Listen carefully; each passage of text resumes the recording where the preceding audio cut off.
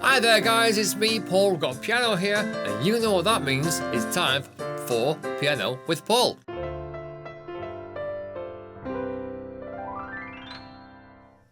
Do you hear that? So it's linked together, and then off, so it's just the right hand. Give you the idea. 1, 2, 3, 4.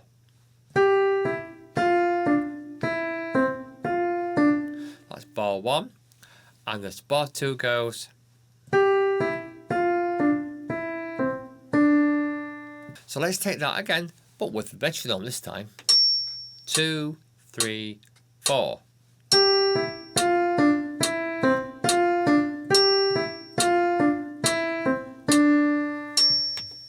And that's how you do it. Okay, so bars 3 and 4 are quite similar to bars 1 and 2. However, bar 4 is a little change in the positioning, and we'll take a look at it right now. 2, 3, 4.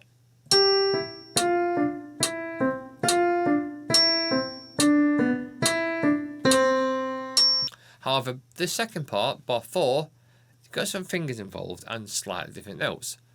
E to C, D to B, the one below middle C. So just take that little part.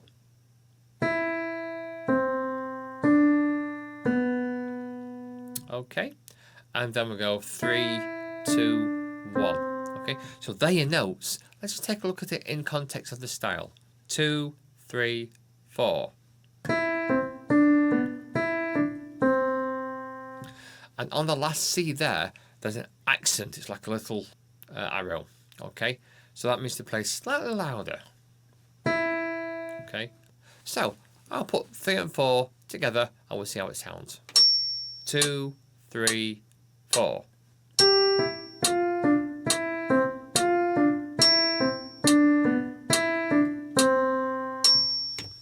And there we have it. Bars 5 and 6 are basically the same as 1 and 2, but we started on A.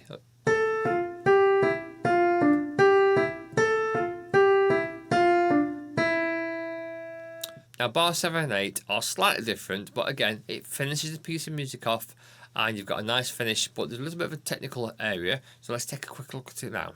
Okay, so the first bar 7 is basically A to F, but with the staccato and legato, F to D, G to E, back down to F to D, E on second to C,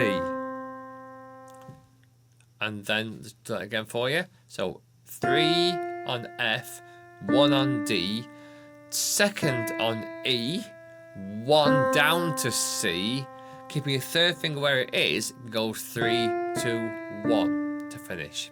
Okay, so it goes again, the last bar, 3, 1, 2, 1, 3, 2, 1. Okay, and it sounds like this. 2, 3, 4.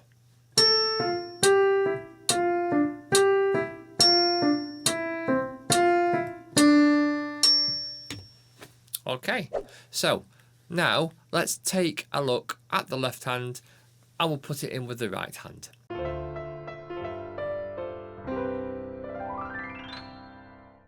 So the left hand is very scalic. It's quite simple, but again, it needs to be because we're really focusing on that performance technique on the right hand slur and staccato and all that jazz. Okay, so left hand basically starts on C and goes up to G and back down to D. Okay, now you'll see on the music there's a big long line over those 2 bars, and that means to play them very smoothly and they're together. So what we're not going to do is this, like separate notes. We don't want separate notes. We want it all one big phrase. Okay, we call that a phrase when it's all got slur marks over that section. So it goes like this: 2, 3, 4.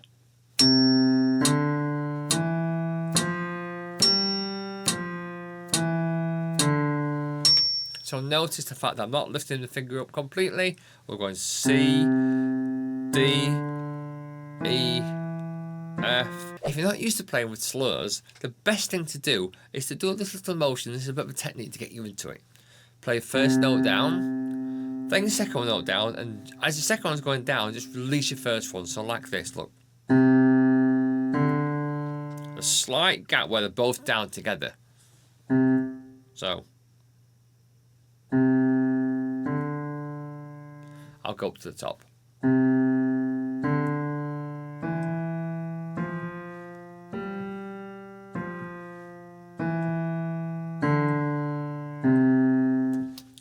And gradually we'll get to do it without even thinking. So I'm going to use that exercise on the left hand and put it with the right hand. We're going to slow it down as well, so it's a bit easier to follow. And add a drum beat so you can hear the definition of the quavers. The 1 and 2 and 3, which will really help with the right hand part. So let's listen to it with the drum beat and see how we can follow it. 2, 3, 4.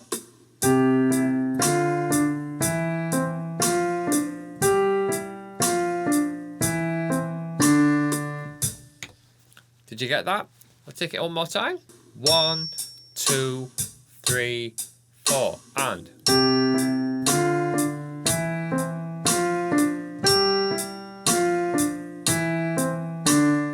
So it's a really nice technique to use, and you can use it throughout the whole of them parts, and it goes all together like this.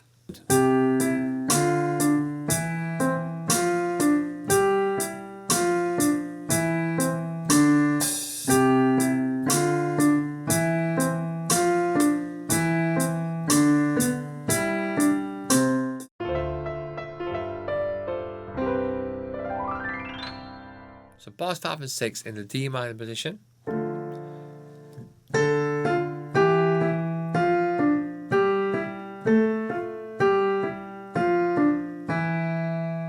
And bars 7 and 8 go like this, but make sure you focus on the last part. I'll slow it down as well. Here we go.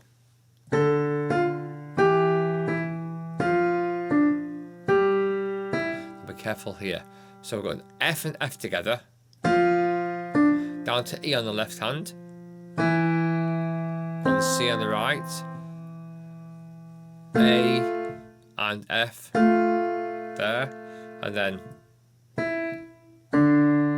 so them together with a drum beat. 2, 3, 4, and.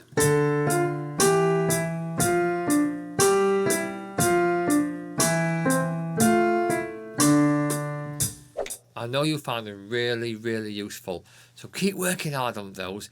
I've got another one coming very soon.